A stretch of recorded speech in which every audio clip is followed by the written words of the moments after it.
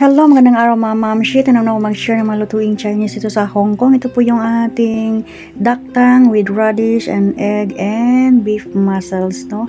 So, share ko ito sa inyo dahil sa aking belief, hindi ako kumakain ng mga duck, ng pork dahil sa ako ay isang Adventist. Pero I just want you to share, kapag tayo ay stand lang natin ang ating belief, nauunawaan naman to ng ating mga employer.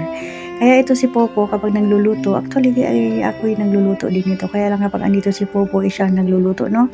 So ayan, nakaseparate na agad yung sa akin, ayan ang sa baba. So niluluto niya muna lahat, ang itlog, ang radish at ang beef muscles, no? And then kukunan niya ako bago niya ihahalo ang duck tongue.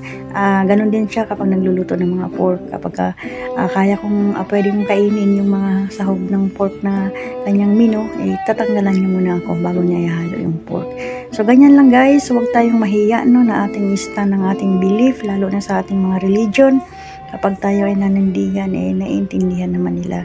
So far dito sa amo ko is wala naman akong problema. Sila nang problema sa akin kapag ang ulam nila ay puro seafoods at pork.